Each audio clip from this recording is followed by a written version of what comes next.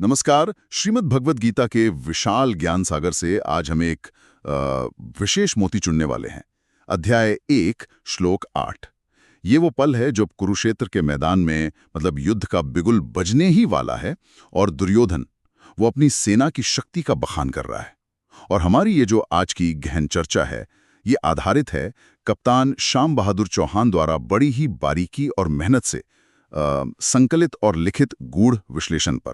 इसका शीर्षक भी बहुत सटीक है, गीता श्लोक 8, अहंकार से आत्मबल तक।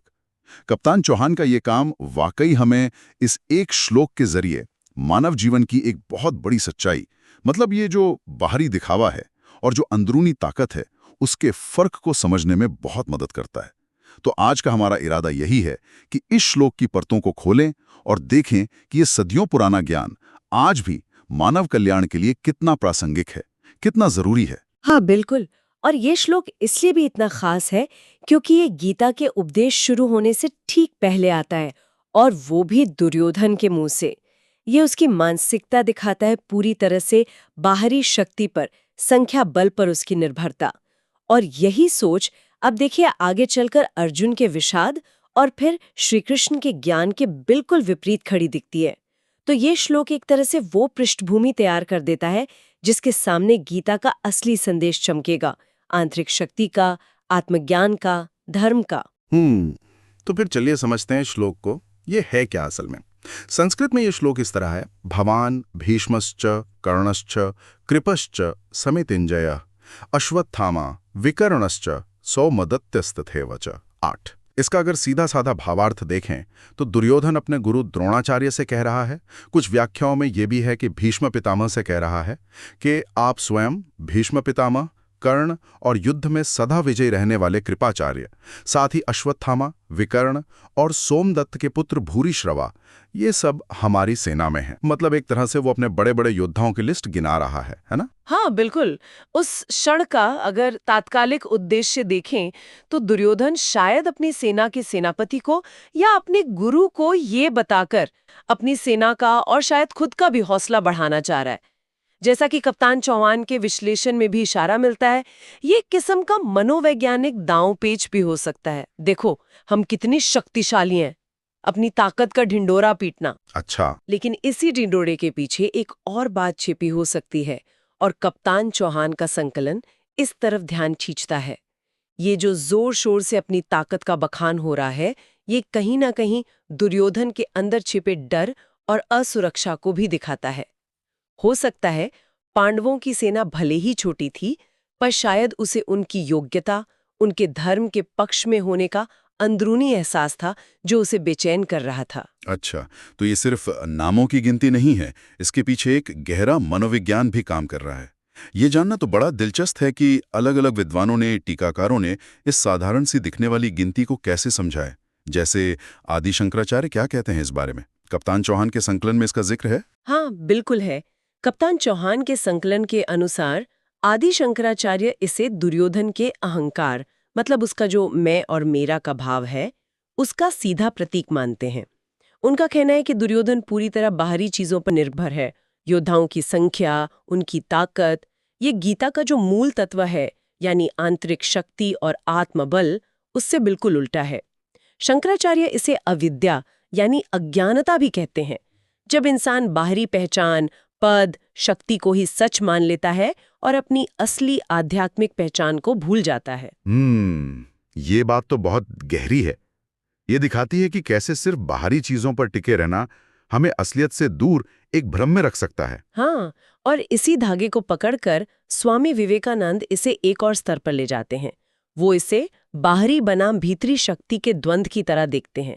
दुर्योधन क्या गिन रहा है? योद्धा, हथियार, संसाधन, यानी सब बाहरी चीजें हैं।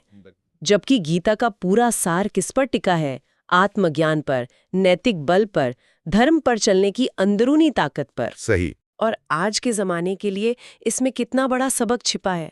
सोचिए ना, हमारी डिग्रियां, हमारा पद, बैंक बैलेंस, सोशल मीडिया पर हमारे फॉलोअर्स, ये सब बाहरी चीजें हैं।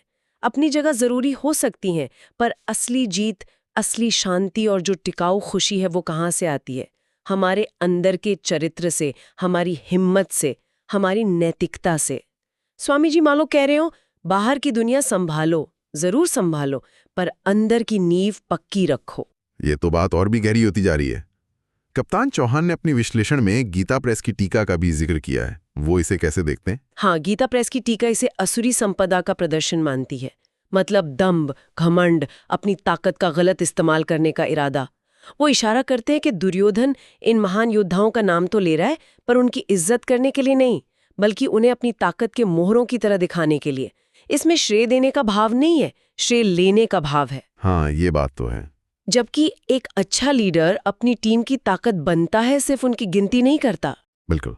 और फिर डॉक्टर सर्वपल्ली राधाकृष्णन का दृष्टिकोण, वो इसे कैसे देखते हैं? हाँ, डॉक्टर सर्वपल्ली राधाकृष्णन इसे एक बहुत ही दिलचस्प दार्शनिक नजरिए से देखते हैं। वो इसे इंसानी अहंकार के मनोविज्ञान यानी साइकोलॉजी ऑफ ह्यूमन ईगो से जोड़ते हैं। हाँ। उनका मानना है कि दुर्योधन का ये बोलने का अंदाज, ये लिस्ट गिनाना, असल में उसकी अपनी अंदरूनी बेचैनी और घबराहट को दिखाता है। वो मानो खुद को यकीन दिलाने की कोशिश कर रहा है कि सब ठीक है, हम बहुत ताकतवर हैं। अच्छा। हाँ, और ये चीज हम आज भी देखते हैं अपने आसपास। जब कोई इंसान बहुत तनाव में होता है या असुरक्षित महसूस करता है, तो वो अक्सर क्या करता है? अपनी पुरानी कामयाबियां गिनाता है, अपने बड़े बड़े कॉन्टैक्ट्स का जिक्र करता है, अपनी महंगी चीजें दिखाता है। क्यों?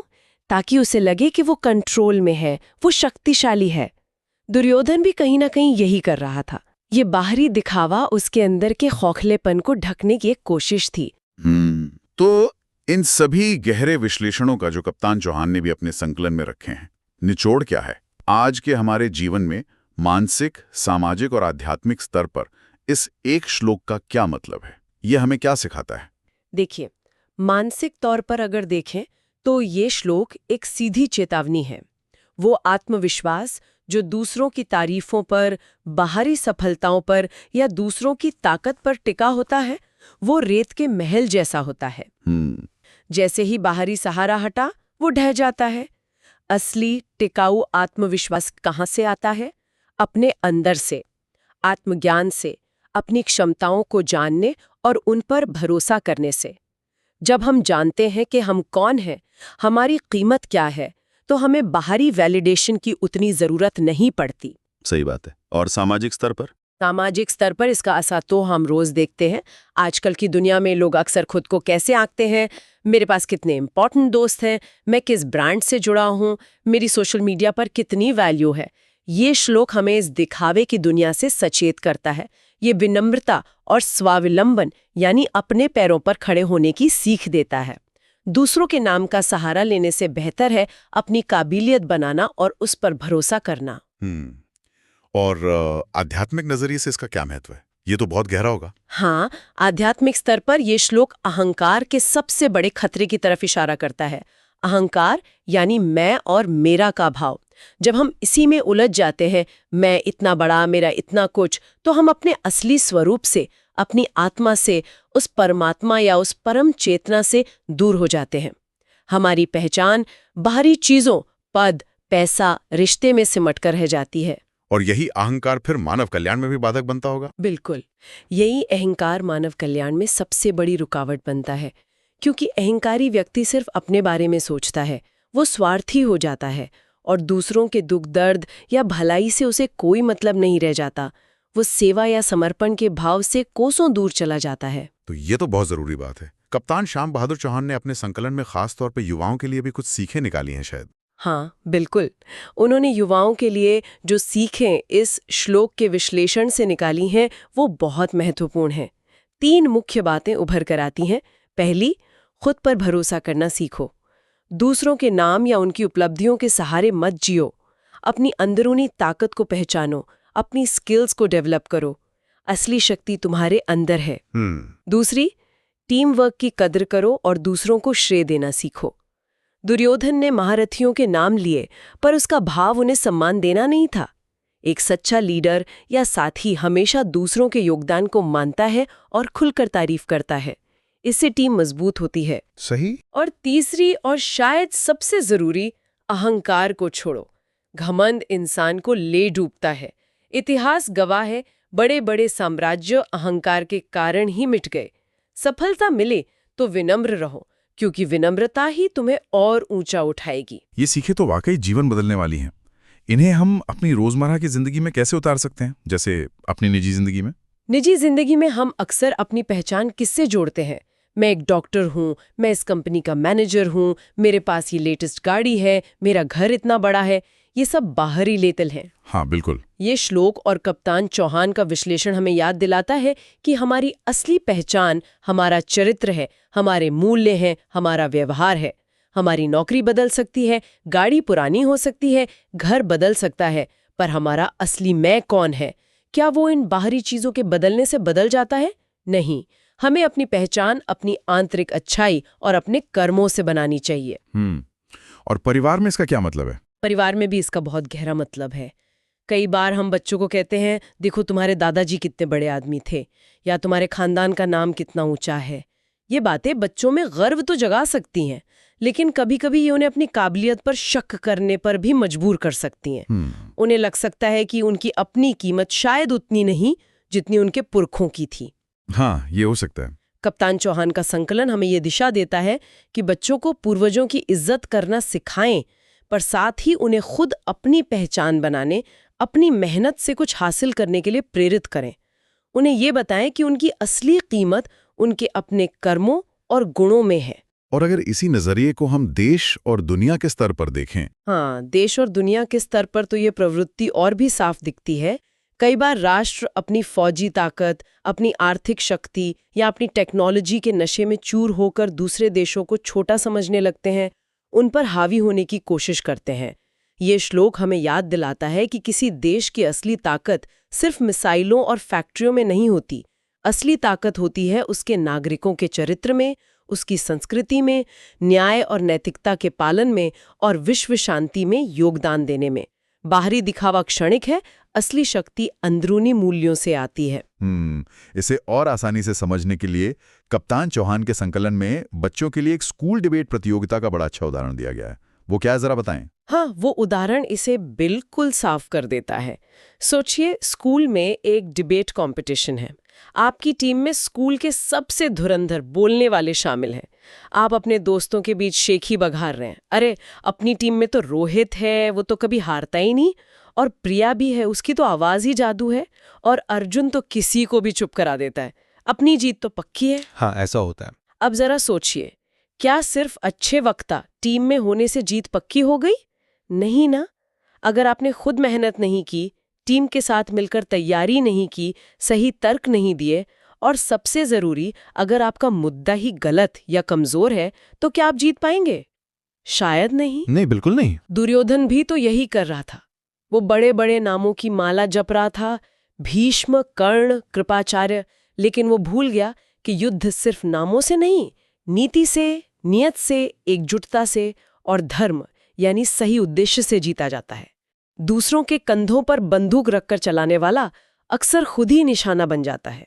इसलिए दूसरों के भरोसे बैठने की बजाय खुद मेहनत करना और सही रास्ते पर चलना ज्यादा जरूरी है। ये कहानी वाकई इस गहरे श्लोक के सार को बहुत ही सरल और प्रभावी ढंग से सामने रख देती है। हाँ, बिल्कुल। तो इस पूरी चर्चा का सार क्या निकलता है? सुनने वालों के लिए मुख्य संदेश क्या है? देखिए, इस एक श्लोक और कप्तान श्याम बहादुर चौहान द्वारा इतनी गहराई से किए गए इसके विश्लेषण का निचोड़ यही है कि बाहरी शक्ति, दूसरों का सहारा और उस पर टिका हुआ अहंकार, ये सब आखिर में बेकार साबित होते हैं। ये क्षणिक है। सच्ची और स्थायी ताकत, असली विजय और मन की शांति कहाँ से मिलती है? आत्मबल से, अपनी नैतिकता से, अपने पैरों पर खड़े होने से, स्वावलंबन और सही उद्देश्य के लिए काम करने से। बिल्कुल। दुर्योधन की ये गिनती उसके अहंकार का आईना थी और यही अहंकार उसके विनाश का कारण बना। वहीं दूसरी तरफ अर्जुन का भ्रम, उसका दुख, उसका समर्पण उसे श्रीकृष्ण के दिव्य ज्ञान और अंततः विजय तक ले गया। हमें अपनी पहचान, अपना आत्मविश्वास बाहरी दुनिया की चीजों या लोगों से नहीं लेना है, बल्कि अपने अंदर खोजना है, अपने चरित्र में, अपने कर्मों में। कप्तान श्याम बहादुर चौहान का ये अद्भुत संकलन हमें यही सोचने और जीने की प्रेरणा देता है, और ये मानव कल्याण के लिए एक जरूरी सबक है। बहुत ही खूबसूरती से आपने इसे समेटा है, और इस चर्चा को थोड़ा और आगे ले जाने के लिए सुनने वालों के मन में एक विचार छोड़ना चाहूंगी। सवाल ये है, दुर्योधन जिन योद्धाओं का नाम ले रहे हैं, जैसे भीष्म या कृपाचार्य, वो अपनी व्यक्तिगत वीरता और कुछ ऊंचे सिद्धांतों के लिए भी जाने जाते थे। तो जब ऐसी शक्ति का इस्तेमाल अधर्म के पक्ष में होता है, तो ये शक्ति की प्रकृति के बारे में क्या बताता है? क्या शक्ति अपने आप में अच्छी या बुरी नहीं होती, बल्कि उसका मूल्य पूरी तरह इस बात पर निर्भर करता है कि उसके पीछे इरादा क्या है और उसका इस्तेमाल कैसे किया जा रहा है। इस पर जरूर सोचेगा। वाकई एक बहुत गहरा सवाल। शक्ति और उसका सही इस्तेमाल, इस पर विचार करना बहुत जरूरी है। इसी विचार के साथ हम आज की इस गहन चर्चा को यहीं समाप्त करते हैं। जय श्री कृष्ण।